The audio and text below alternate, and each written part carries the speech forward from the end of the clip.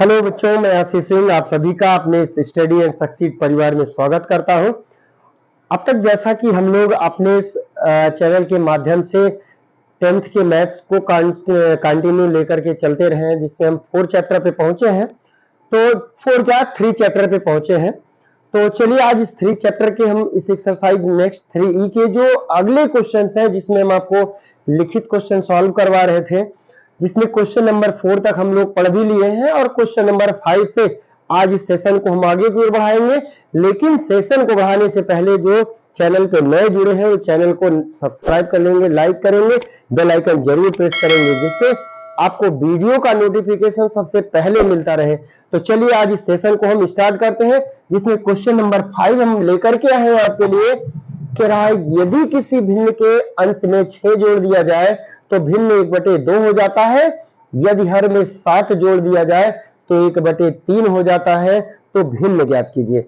अब देखो बच्चों, अब तक हम आपको इस तरह के क्वेश्चन सॉल्व भी करवाए हैं, जिसमें आपको यह बताया गया कि किसी भी भिन्न के लिए हमको 2 चीजों की आवश्यकता होती है। वो क्या क्या होते हैं? एक तो होता है कि हमको उस भिन्न का अंश मालूम होना चाहिए, दूसरा हर मालूम होना चाहिए, तभी हम उस भिन्न को बना सकते हैं।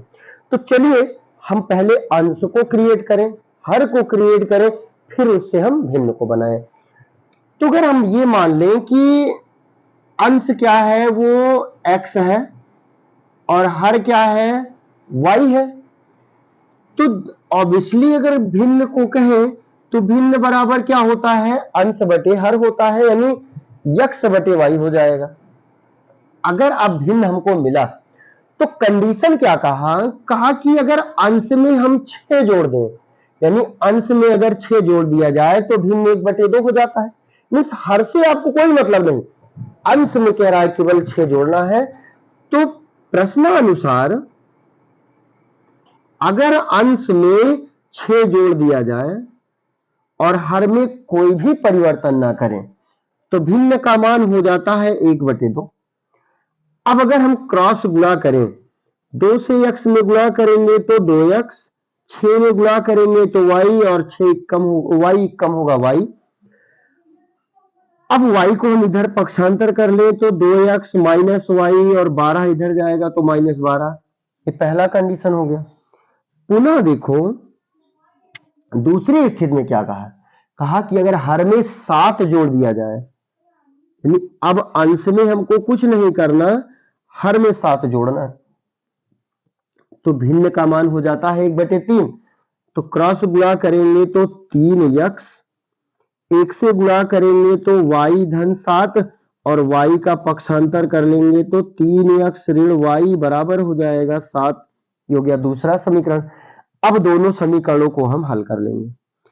पहला समीकरण है 2x धन माइनस है y और बराबर में -12, और दूसरा है 3x ऋण y बराबर है 7।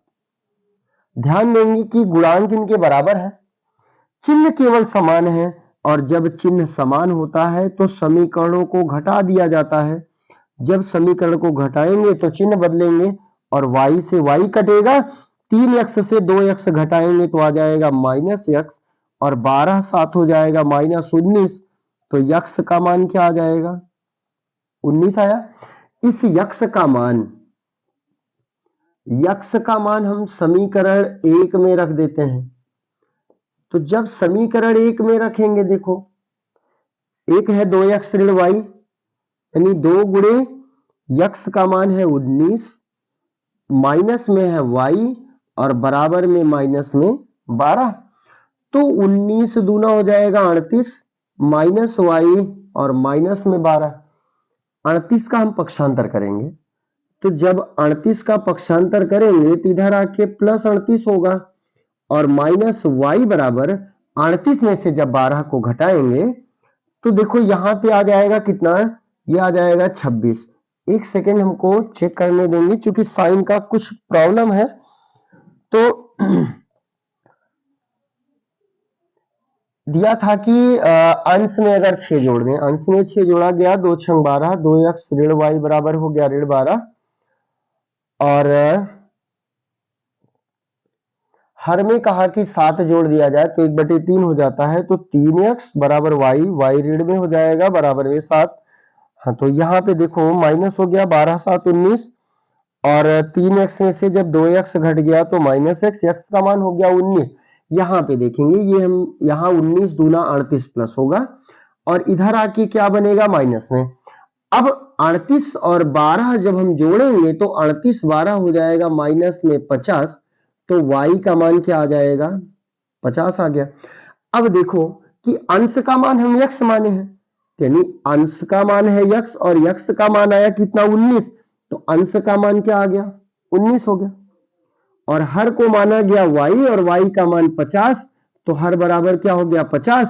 तो भिन्न देखो, तो भिन्न बराबर अंश बटे हर, अंश का मान 19 और हर का मान 50, तो पूरा भिन्न क्या बन जाएगा 19/50।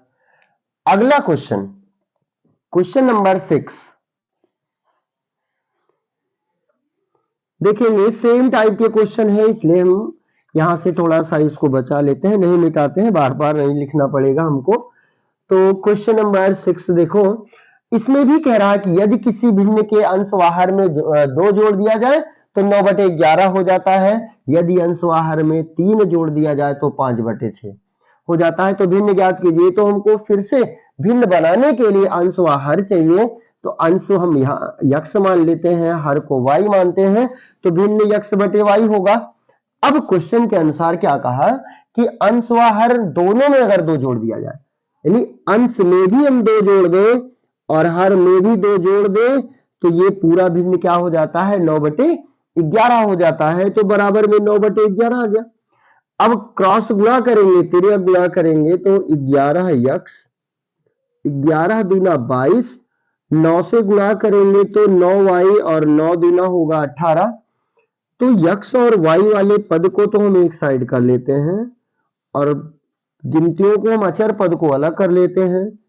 तो 11x माइनस 9y और घटाएंगे तो -4, ये हो गया समीकरण नंबर 1। इस समीकरण 1 के बाद अब हम दूसरे पे आएंगे कि यदि अंश और हर दोनों में कह रहा 3 जोड़ दिया जाए। पुनः देखो, कह रहा कि अंश में और हर में दोनों में 3 जोड़ दिया जाए तो भिन्न कितना हो जाता है 5/6, तो बराबर में क्या आ जाएगा 5/6 आ जाएगा।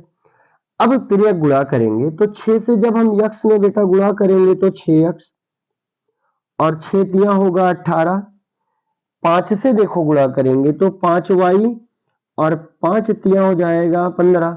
तो x और y वाले पद को हम एक साइड कर लेते हैं और माइनस में होगा ये 18, तो 6x माइनस 5y घटाएंगे तो -3, ये हो गया समीकरण नंबर 2। अब देखो दोनों समीकरणों को हल करना है, तो दोनों समीकरणों को हल करने के लिए पहले तो हमको गुणांक देखना है कि गुणांक बराबर है कि नहीं है, ये पहला हो गया। दूसरा है 6x माइनस 5y बराबर में -3।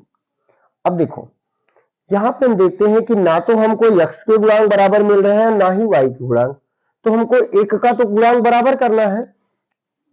तो y का गुणांक देखो हम बराबर करते हैं तो 5 से गुणा करेंगे 11 × 5 = 55x, 5 × 9 = 45y और 5 चौक हो जाएगा 20। इधर y का गुणांक 9 है, तो 9 से इधर गुणा करेंगे 9 × 6 = 54x, 9 × 5 = 45y और 9 से 3 में गुणा करेंगे तो 9 × 3 = 27। अब देखेंगे कि गुणांक बराबर है, तो चिन्ह देखते हैं कि दोनों चिन्ह भी समान है, तो चिन्ह समान रहने पर क्या करते हैं घटा देते हैं, और जब घटाते हैं तो इनके दूसरे समीकरण का चिन्ह बदल जाएगा, माइनस का प्लस और प्लस का माइनस, ये तो कट गया। 55 में से 54 घटेगा तो 1 x आएगा और 27 में से 20 घटा देंगे तो 7, यानी x का मान आ गया। अब x का मान हम किसी एक समीकरण में 1 या 2 में रखते हैं, तो x का मान समीकरण 1 में रखने पर देखो, जब हम x का मान समीकरण 1 में रखें तो 1 है 11x है, यानी 11 × 7, फिर माइनस है 9y और बराबर में है -4। तो 11 सत्ते गुणा करेंगे तो 11 सत्ते कितना होगा 77। -9y बराबर में -4। तो -9y बराबर, जब हम देखते हैं कि 77 को इधर लाएंगे तो ये भी माइनस हो जाएगा कि यहाँ प्लस है, इधर आके माइनस होगा। और -9y 77 में 4 जोड़ेंगे तो 81 और 9 9 81, यानी y का मान क्या आ गया 9। यानी अगर ध्यान दें कि यक्ष को हम क्या माने हैं, अंश माने हैं, और यक्ष का मान कितना आया 7 आया है, यानी अंश बराबर हो गया 7। हर को माना गया y और y का मान है 9, तो हर बराबर 9 हो गया। तो भिन्न का मान क्या बनेगा, अंश बटे हर, यानी 7/9 होगा, जो भिन्न बन जाएगा। अगले क्वेश्चन पे, क्वेश्चन नंबर 7 पे आएंगे। 7 नंबर क्वेश्चन क्या है,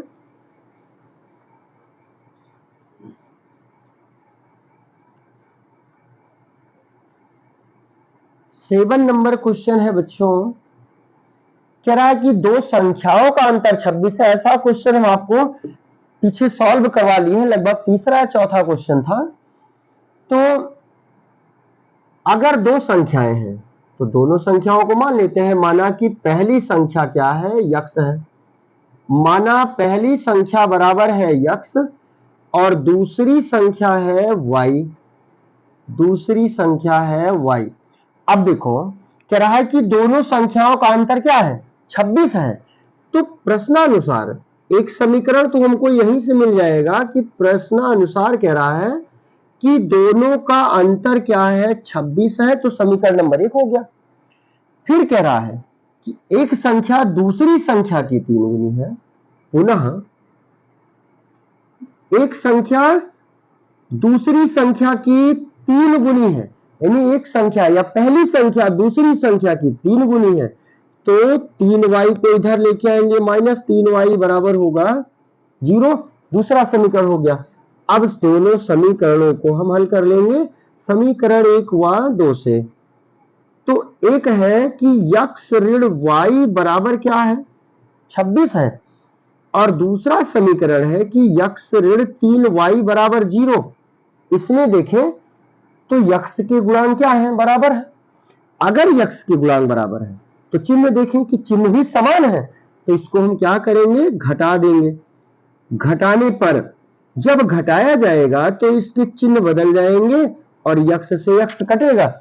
3y से एक y घटाएंगे तो 2y आएगा, और 26 में से 0 घटाएंगे तो 26। तो 2 से भाग कर दे तो 13, यानी y का मान क्या आ जाएगा 26 आ गया। y का मान हम समीकरण 2 में रख देते हैं।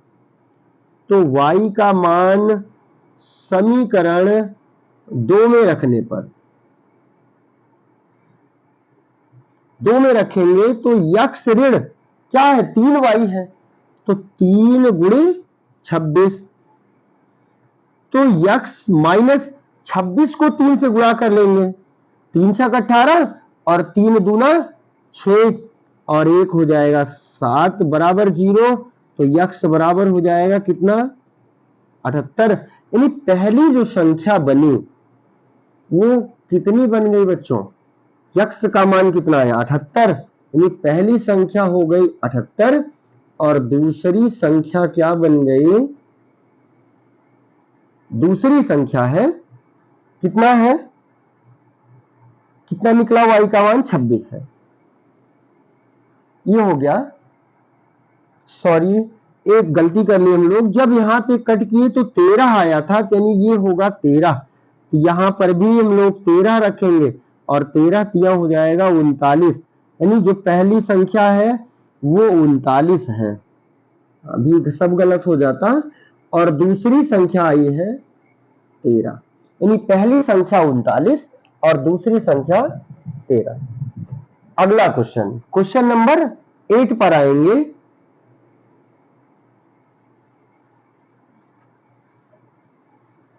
एट नंबर क्वेश्चन देखेंगे बच्चों, थोड़ा सा ध्यान से देखेंगे, इंपॉर्टेंट क्वेश्चन भी है। 1 नंबर कह रहा है कि किसी बच्चे को अपने घर से पिकनिक स्थल पैदल जाने में 6 घंटे लगते हैं, किंतु साइकिल से उसी दूरी को वो 2 घंटे में तय करता है।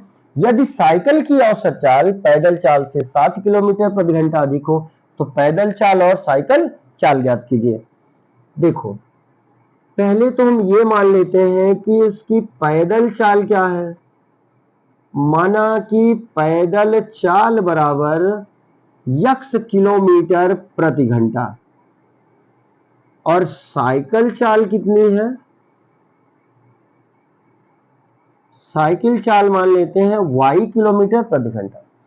अब थोड़ा सा ध्यान देंगे कि जब हमको चाल मालूम हो गया, समय दिया गया है, तो तीसरा जो बचता है वो दूरी है। क्योंकि चाल, समय और दूरी 3 होंगे, जिनमें चाल हम मान लिए, समय दे ही दिया है, बचा क्या, दूरी। अब दूरी के लिए हम दूरी को निकाल लेते हैं, क्योंकि दूरी बराबर क्या होगा, दूरी बराबर क्या होगा, चाल गुणे समय। तो पैदल, अगर हम ये माने कि पैदल चली दूरी, तो दूरी बराबर क्या होगा, चाल गुणे समय होगा। चाल तो हम मान लिए है x है, और समय कितना लग रहा है उसको, 6 घंटे। ये हो गया कितना, 6x किलोमीटर। और अगर साइकिल से चली दूरी निकालें कि साइकिल से वो कितनी दूरी चला है, साइकिल से चली दूरी, तो इसकी चाल है y और समय उसको कितना लग रहा है, कह रहा 2 घंटे लगते हैं। तो जब साइकिल से उसको 2 घंटे लग रहे, गुणा कर लेंगे तो ये आ जाएगा 2y किलोमीटर। अब थोड़ा सा ध्यान दें बच्चों, अब हम चाहे साइकिल से चलें, चाहे उड़ करके जाए, और चाहे पैदल जाए, बस से जाए, ट्रेन से जाए, लेकिन दूरी तो उसकी वही है। अगर दूरी वही है तो इसका मतलब जो पैदल चली दूरी है और साइकिल से चली दूरी है, दोनों आपस में बराबर है। तो चूंकि पैदल चली दूरी बराबर होगी कि साइकिल से चली दूरी, साइकिल से चली दूरी, तो पैदल तो कितना चला है, 6x किलोमीटर चला है। साइकिल से जो चला है वो 2y चला है, तो 2 से ये 2 तिया 6, y जो निकलेगा वो कितना निकल जाएगा, 3x निकल जाएगा। इसको हम मान लेते हैं समीकरण नंबर 1। यहां पे हम विलोपन ना करके प्रतिस्थापन विधि अपनाने वाले हैं, जिससे कि आसानी से लग जाए। अब फिर कह रहा है कि यदि साइकिल की औसत चाल पैदल की चाल से 7 किलोमीटर अधिक हो। ये प्रश्नानुसार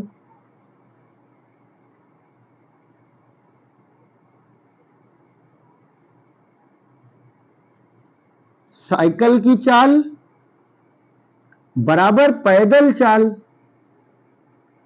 पैदल चाल। अब देखो दोनों को हम बराबर कर रहे हैं, लेकिन यहां क्या कहा कि पैदल चाल से 7 किलोमीटर ज्यादा है। कौन ज्यादा है, साइकिल ज्यादा है।